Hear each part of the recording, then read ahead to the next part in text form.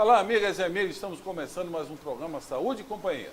Esse programa é apresentado por mim, Renato Silva, chefe da Unidade de Transplante de Fígado Hospital de Base e professor da Faculdade de Medicina São José do Rio Preto. E pelo professor Domingos Marculino Braille. Como vocês sabem, o professor Braille é emérito da FAMERP e da Unicamp. E por que esse programa chama-se Saúde e Companhia, vocês também já sabem, porque nós sempre temos aqui na bancada alguém com vasta experiência em sua área que vai trazer informações para você cuidar melhor da sua saúde e da sua família. Hoje nós temos aqui a doutora Marília Funes. Doutora Marília Funes nasceu no Rio de Janeiro, tem 4 filhas, 3 dessas filhas são médicas e uma faz propaganda e publicidade. E ela tem uma ascendência portuguesa. Seus pais vieram de onde, Marília? Então, meus pais vieram, meu pai de Amarante e minha mãe de Nelas. Mas já vieram casados e com 2 filhas. Tá. São quantos sua família? Aí eu tenho 2 irmãs. Tá. Duas. Uma nasceu lá? As 2 nasceram lá. Só eu que nasci aqui no Brasil. As 2 nasceram. Você chegou a viver algum período em Portugal? Não, nunca vivi. Já fui algumas vezes lá. Fui a primeira vez com 19 anos junto com meus pais. E fui outras vezes a passeio. Fui com as minhas filhas já todas. Mas nunca vivi o ano passado período, foi a não. Família toda, né? É. Vai fazer 2 anos agora, né? Foi a família toda. Marília, você tem uma experiência, foi um anestesista com uma experiência vasta, agora atua em outra área que nós vamos falar, a área da dor. Mas alguém em tua família já tinha alguém ligado à medicina? Como é que surgiu essa ideia de ser médico? Não, na realidade não. Minha mãe tinha vários irmãos, eles eram em 12, mas depois alguns faleceram mais novos e no final tinha 8. Os 8 moraram no Brasil, mas todos exerciam atividades ligadas a comércio, construção. Meu pai mesmo também tinha comércio. E todos os meus primos, a maioria também ficou meio pelo comércio. Naquela época as mulheres, meus primos são muito mais velhos que eu, inclusive as minhas irmãs. Então naquela época não tinha tanto acesso assim ao ensino superior, né? Era mais difícil. Então só tem um primo que fez engenharia química, mas os outros todos ficaram na parte, assim, estudo médio, né? E foram para o comércio, sendo que a minha irmã, depois de casada, já acabou estudando, indo fazer curso de instrumentação cirúrgica, e foi ela que me levou até um centro cirúrgico pela primeira vez. Então, ela era instrumentadora e tinha um curso com uma outra sócia de instrumentação cirúrgica. E quando eu estava no 2º colegial, ela fez eu fazer o curso de instrumentação. Então, a minha primeira experiência foi, depois das aulas teóricas, foi entrar num centro cirúrgico e a primeira cirurgia que eu assisti foi uma cirurgia cardíaca extracorpórea. Te fascinou? Fiquei apaixonada, né? Gostei muito da experiência. Você decidiu aí eu já estava querendo fazer o vestibular para medicina, estava em dúvida, mas acabei optando por fazer. E essa irmã a tua empresa existe ainda? Não. Aí depois disso ela partiu para outro ramo, foi fazer parte da Jafra, que era subsidiária da Gillette, com cosméticos, e chegou a ser gerente geral de marketing no Brasil e Marília, ontem eu estava vendo um programa sobre vinhos em Portugal. E eu vi um comentário muito interessante, um português falando que em Portugal tem carne, peixe e tem bacalhau. Não é? Ele falando que bacalhau não é nem carne nem peixe, é um ser diferente. Você vem de uma família, nós já conversamos várias vezes, parece que teu pai, tua mãe eram grandes gourmet, cozinhava bem. Você tem esse dote? Você cozinha bem? Mais ou menos, né? Eu vi minha mãe cozinhando, né? Assim, eu cresci na cozinha, vendo minha mãe cozinhar e eu fazendo alguma tarefa de escola, alguma coisa assim. E se precisar, eu cozinho alguma coisa, mas não me dediquei a isso, na realidade. E o bacalhau? Então, eu sei fazer assim, o bacalhau do jeito que meu pai fazia, alguma coisa assim, mas lá também a comida era simples, entendeu? Não era essa comida tipo gourmet, que nem faz hoje em dia, tudo bonitinho, não. Era comida mais mais caseira, apesar de meu pai ter tido restaurante, e foi restaurante de frutos do mar, com Mas os pratos de camarão, mas a comida era mais... A Leonardo da Vinci já fala que a simplicidade é a sofisticação máxima, não é? Então, a comida simples é que é... Hoje já estão aparecendo muito na imprensa comida de pobre. Eu não sei o que significa isso, mas estão comida, resgatando, né, algumas coisas que praticamente não se comia, né? E estão descobrindo realmente que é extremamente saborosa. Marília, quando você passou no primeiro vestibular? Passei. Eu passei no terceiro colegial. Na verdade. Você formou aonde? Formei na UFRJ, na turma de 78. Acabei de fazer 40 anos de formado. Turma, era... Na escola nacional, que chamava Nacional de Medicina. Era nacional, aquela que derrubaram? No ano que eu entrei, era na URCA, né? Mas no ano que eu entrei, eu ainda fiz a matrícula na URCA, mas fui estudar já no Fundão. Foi a última turma na Eu fui a primeira turma do Fundão. A primeira turma do Fundão. Fundão. E nesse período que você, quando a gente entra na faculdade, a não ser, eu digo sempre para os alunos, a maioria dos cirurgiões já entra pensando em cirurgia. É uma coisa muito interessante. E quem não está decidido pela cirurgia, ele passa por várias etapas. Eu te pergunto, qual foi, antes de você decidir anestesia, qual foi outra especialidade que passou pela sua cabeça? Mas você vai responder no próximo bloco. Por favor, vamos para um pequeno intervalo, não mude de canal.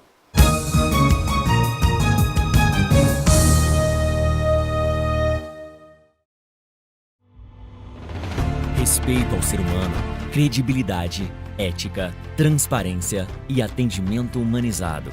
Esses são valores que fazem da Unimed São José do Rio Preto uma empresa modelo no mercado de planos de saúde no país. Mais de 250 mil clientes. Plano com a mais ampla rede de atendimento.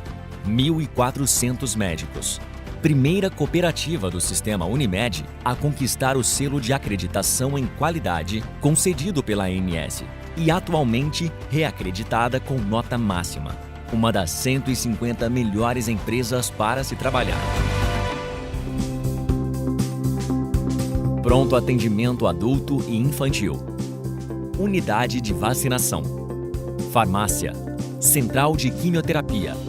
Centro de infusão. Unimed Lar.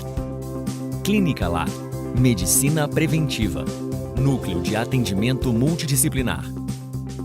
E central de vendas com escritórios em Rio Preto, Jales, Olímpia e Mirassol. Tudo em um ambiente que conta com total sustentabilidade social e ambiental. A vida é feita de planos e o nosso é sempre estar ao seu lado. Cuidar de você. Esse é o plano. Unimed São José do Rio Preto.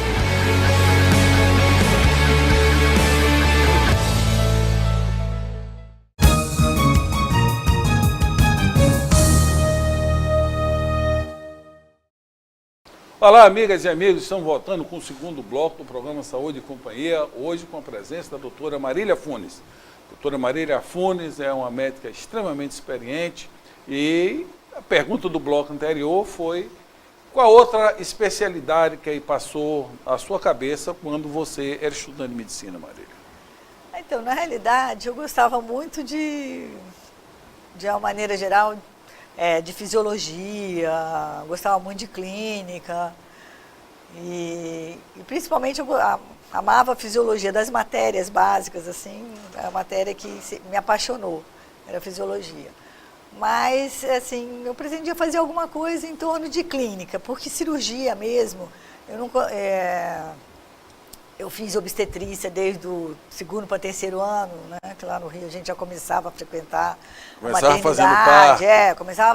Era principal, você tinha que fazer o parto, né? Era obrigatório, vamos dizer assim, fazer parto. Todos nós. A gente passava, então, por aquela experiência de fazer parto. Eu fazia piso, eu fazia direitinho, só que assim, eu demorava, eu não tinha aquela habilidade manual, entendeu? Então eu achava que não ia rolar muito fazer cirurgia. Mas eu gostava da parte clínica. Apesar do primeiro impacto no centro cirúrgico ter sido a cirurgia, né? Ter sido com a cirurgia, né? E aí eu acabei optando Fiquei na parte da clínica, estava bastante em dúvida, né? Mas no 5º ano, acabei casando no 5º ano, né? E por influência do meu sogro, e já pensando em mudar do Rio para São José do Rio Preto, um hospital ia ser inaugurado, né, o Hospital Nossa Senhora da Paz, e iria precisar de anestesista, então meu sogro começou a falar, não, você não quer fazer anestesia, porque aí você já vem com emprego, já vem com, né, uma coisa mais formada, tudo. E aí eu falei, bom, vou... Né, até então eu não conhecia, porque eu não tinha passado por essa disciplina, Você não existia, em que ano? né? Eu estava no 5º ano. No 5º ano. E na época, todas as especialidades começavam já no internato, no 6º ano. Né? Você não fazia com o internato como agora, que você faz todas, passa por todas as clínicas. Não, você já teria que decidir. Aí eu falei, bom, vou conhecer. Se eu gostar, eu fico. Se eu não gostar, eu saio. Aí eu prestei prova para o Hospital da Polícia Militar, já para fazer o internato em anestesia, sendo que na época foi permitido, apesar de eu ser aluna da Nacional, foi permitido eu cursar o internato fora, porque o hospital também estava sendo inaugurado, né? O hospital universitário do Fundão estava sendo inaugurado e não iria ter cirurgia no 1º ano. Então eu acabaria ficando de fora, não ia conseguir começar o internato em anestesia. Então, como tinha um ortopedista que era professor da Nacional, que trabalhava no Hospital da Polícia Militar, eles permitiram que eu fizesse internato no Hospital da Polícia Militar, onde eu fiz também os 2 anos de residência. E nesse período onde você, quer dizer, foi o novo, você não conhecia nada de anestesia, você fez o internato, e quando é que disse, teve algum professor, algum fato assim que disse, olha, é isso aqui que eu vou fazer? E todos eles, assim, graças a Deus eu tive professores maravilhosos na residência, eles eram muito bons, cada um à sua maneira, cada um ensinou um pouquinho, e a residência era muito bem, assim, organizada, a gente já saía da residência com, na época já era com título de especialista, porque nós fazíamos já provas para a Sociedade de Anestesiologia. Depois eles criaram um novo título, que foi o Título Superior de Anestesia. Mas o título de especialista eu já saía da residência com ele, entendeu? E os professores foram muito bons. E aí a parte toda que você precisa saber de base da anestesia, que é a fisiologia, que é a farmacologia, que é coisa, então foi... Marília, eu já li que as 3 profissões mais estressantes do mundo são anestesista, controlador de voo da torre e corretor de bolsa de valores. Você concorda com isso? Eu concordo. Tem até um prefácio no livro da Eugésia Cremonese, primeiros livros de anestesias bem antigos, e no prefácio ela coloca que a anestesia são horas de tédio entremeados de minutos de verdadeiro pavor. Então... Você que é cirurgião, minuto de relaxamento. Sabe que tá certinho. Você fica certeza. assim, se a cirurgia está correndo bem, tá tudo aquela calmaria, aquela coisinha, né? Não anda. E de repente começa uma arritmiazinha, um negocinho que dá errado, um sangramentozinho a mais, e aí pronto, já muda tudo.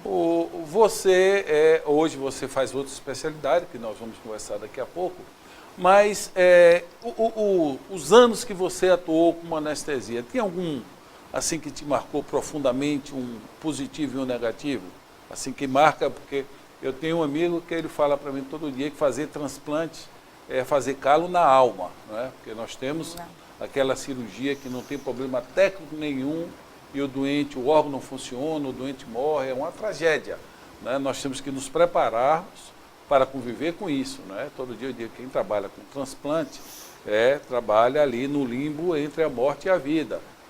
E o anestesista não tem coisa mais importante e vivendo todos esses dramas, não é? Tem que estar ali em cima. Uma das cirurgias que mais, assim, me marcou e ao mesmo tempo era gratificante, eram as cirurgias tipo de aneurisma cerebral, que a gente tinha um neurocirurgião aqui muito bom, era excelente. E assim, a gente sempre montava tudo, né, necessário, se de repente precisasse baixar a pressão da paciente muito rápido, alguma coisa. Então, Tinha ficava muita tudo, fisiologia pura. Toda anestesia tem, né? tudo montadinho, mas assim, ele realmente uma habilidade, uma coisa, acabei nunca passando por esse, vamos dizer assim, aperto com ele, né? Ele sempre conseguia chegar lá, clipar o aneurisma bonitinho, nunca tive nenhum problema, mas sempre era uma anestesia que gerava muita expectativa. Você chegou a trabalhar com cirurgia cardíaca também? No começo, sim, trabalhei um pouquinho, mas ainda quando eu era estudante. Trabalhei um pouquinho, começou a ter algumas cirurgias cardíacas lá onde que eu fazia residência, no hospital da Polícia Militar.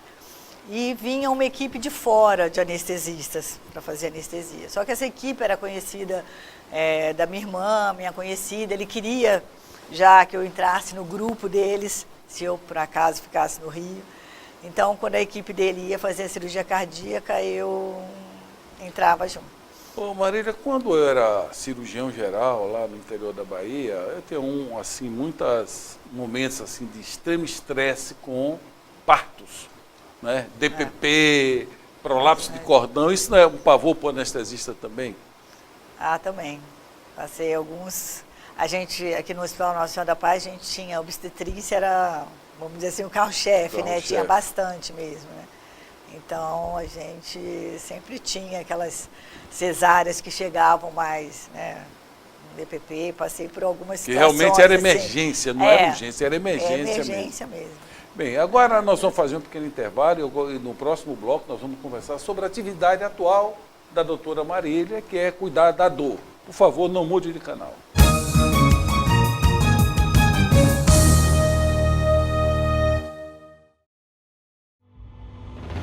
Respeito ao ser humano, credibilidade, ética, transparência e atendimento humanizado. Esses são valores que fazem da Unimed São José do Rio Preto uma empresa modelo no mercado de planos de saúde no país. Mais de 250 mil clientes. Plano com a mais ampla rede de atendimento. 1.400 médicos. Primeira cooperativa do sistema Unimed a conquistar o selo de acreditação em qualidade concedido pela ANS e atualmente reacreditada com nota máxima. Uma das 150 melhores empresas para se trabalhar. Pronto atendimento adulto e infantil. Unidade de vacinação. Farmácia. Central de quimioterapia. Centro de infusão. Unimed Lar. Clínica Lar. Medicina preventiva. Núcleo de atendimento multidisciplinar.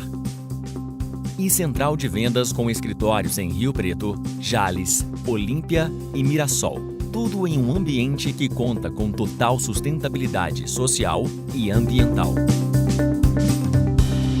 A vida é feita de planos e o nosso é sempre estar ao seu lado. Cuidar de você. Esse é o plano. Unimed São José do Rio Preto.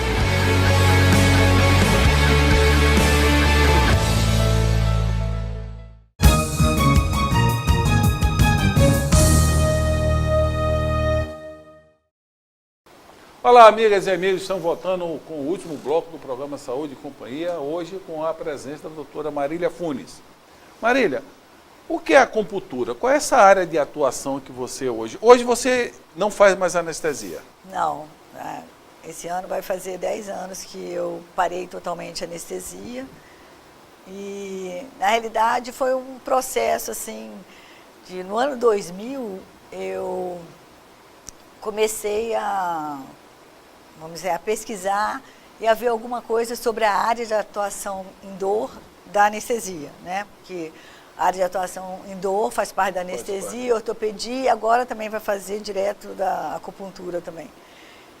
E aí eu vi alguns cursos, tinha um curso na USP de Ribeirão, pedi minha inscrição, mas ela falou que estava lotado o curso, e aí eu falei, tudo bem, deixa meu nome aí na lista de espera, se curso surgir, para dor.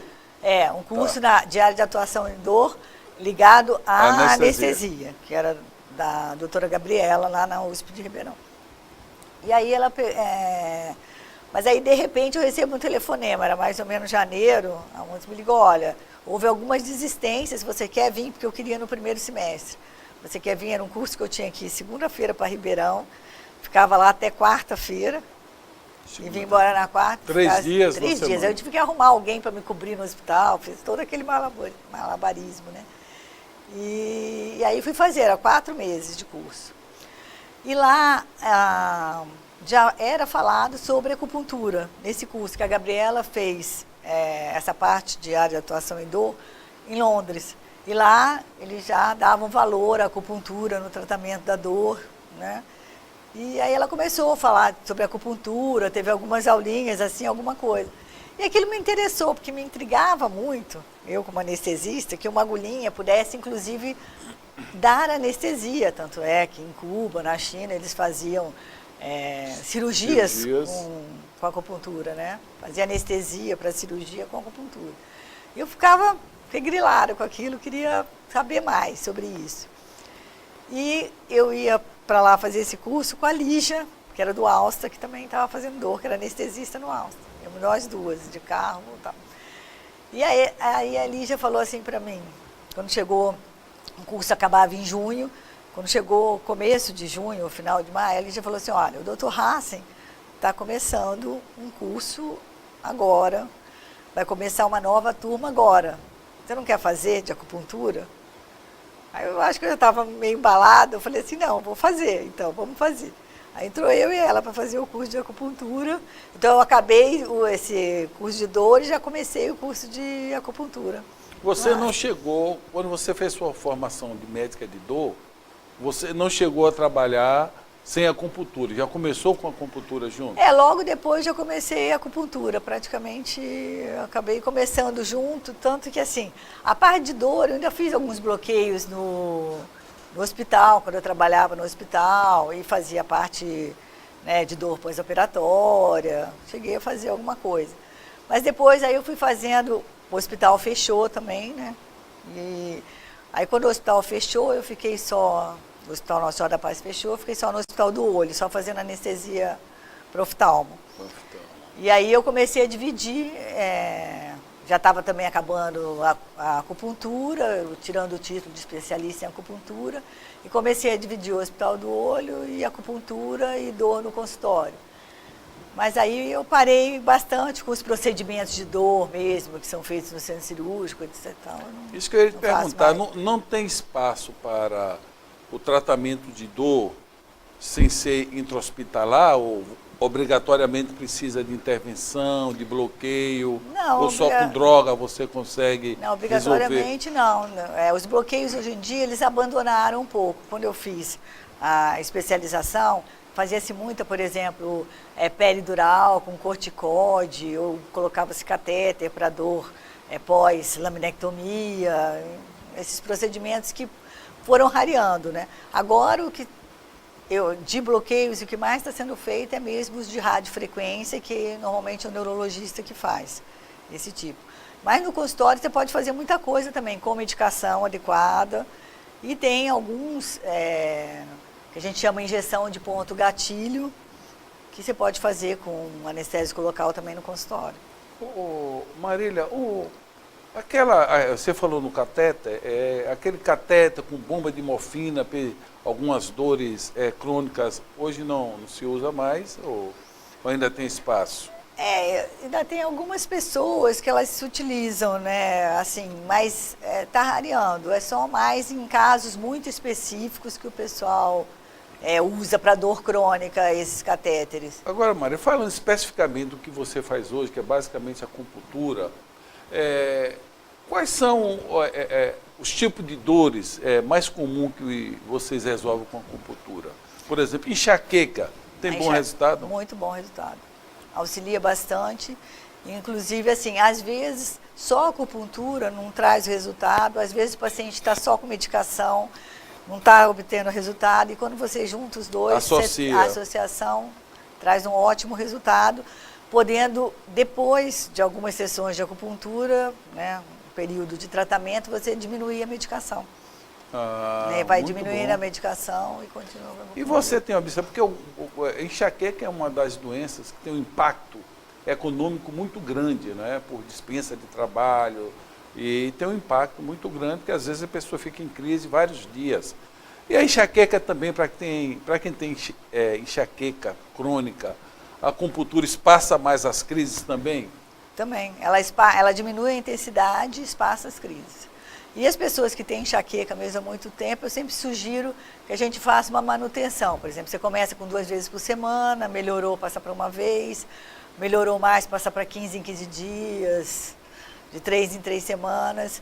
E eu falo que o ideal é manter, porque assim, se você para a acupuntura, o efeito dela, ela perdura de 3 a 6 meses.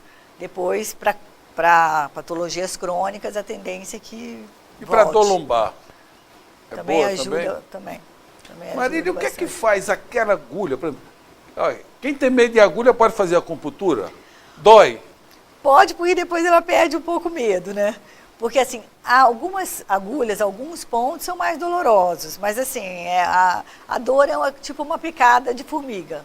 E aliás, é exatamente isso que vai levar o estímulo ao organismo, que vai fazer com que o organismo produza e libere substâncias que melhoram a dor. Quer dizer, a função daquela agulha é fazer com que você libere um analgésico natural. Natural.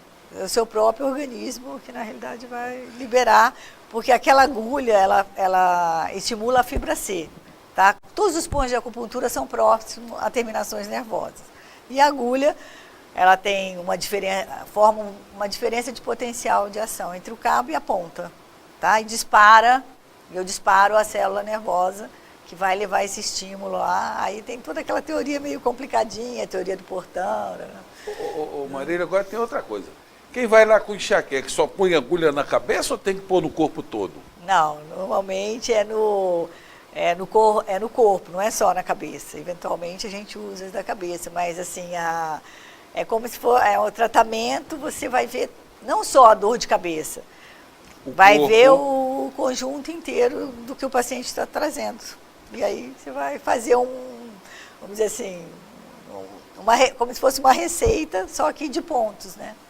Marília, nós estamos chegando no final do programa. Deixa uma recomendação para os nossos telespectadores, por favor.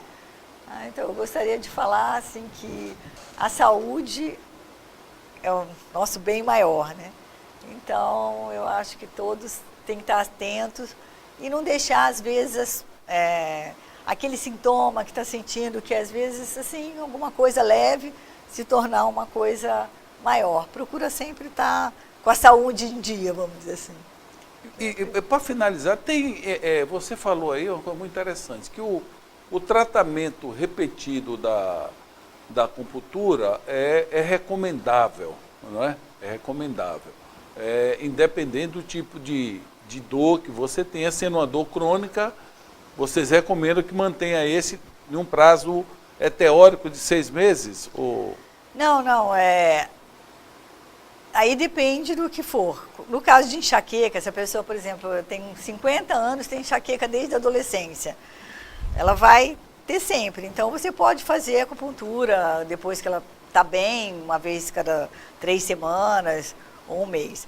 As outras patologias crônicas, por exemplo, uma tendinite já não, porque aí chega uma hora que você melhora e você dá alta para o paciente, entendeu? Acabou a inflamação, acabou. Essa é a Bem, diferença. obrigado, doutora Marília, pelas informações, muito interessantes. Nós temos várias opções para tratamento de dor e a acupuntura, como a doutora Marília falou, ela serve para dor em alguns países, inclusive no nosso estado de base já foi feito cirurgias anestesiadas só por acupuntura. É mais uma opção da medicina que nós temos e temos profissionais aqui como a doutora Marília em São José do Rio Preto. Paz e saúde a todos, até a próxima semana.